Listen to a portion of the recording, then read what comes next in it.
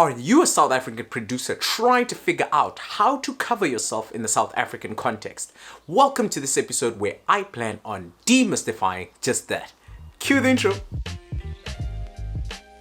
What's up, it's your boy Skill from skillmusicsa.com and welcome to my channel where I share information with my fellow South African musicians to help them improve on their music business. If this sounds interesting to you, please do consider subscribing. In this video, I am going to outline 5 ways music producers in South Africa can cover themselves in order to start generating royalties that they might have missed. Now, as a music producer myself, I find that a lot of the time I am lacking information because once I've given over the beat to a said artist, I'm not too sure who else is involved in terms of getting royalties. There might be managers, there might be other artists, there might be ghostwriters, etc. So I don't have that information all the time. So there are several things that you need to get sorted out in order to maximize your chances of not getting screwed over. So the very first thing I generally get asked is where to register. As a music producer, you are technically a composer. Think back in the day when Mozart used to write, he was a composer.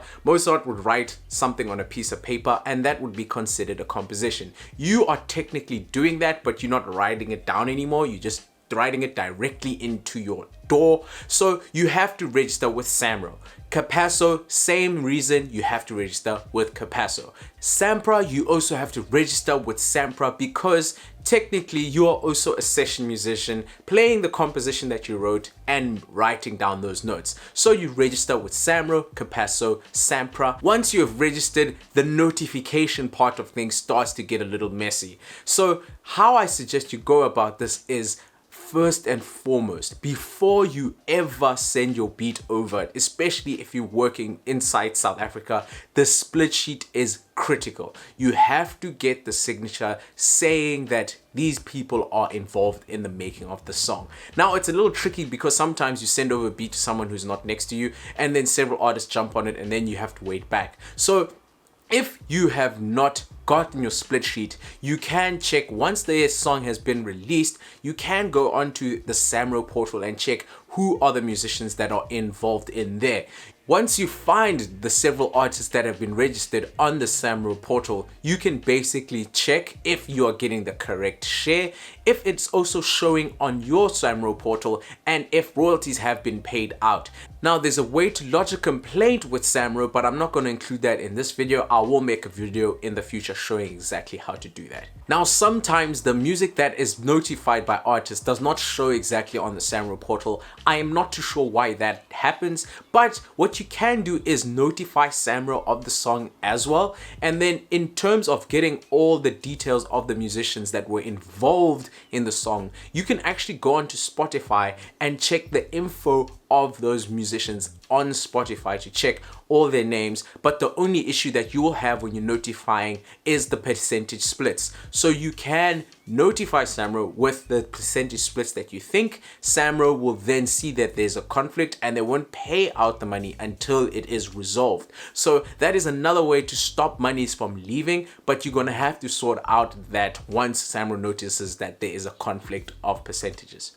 The process is similar with Capasso. You'll register with Capasso and then you'll notify them with the percentage splits that you've more or less assumed or you have ascertained from the team or the actual artist that has used your tracks. Now, it is best to try to resolve this before you go to SAMRO because it does get a little messy inside there. So if you can contact the artist and you're getting favorable responses with regard to that, I highly suggest you contact the artist or the team of the artist. Now, if all else fails, you can actually register the song with a publishing administrator. I currently use Song Trust, and I'll leave an affiliate link in the description below so that you can get a discount if you sign up.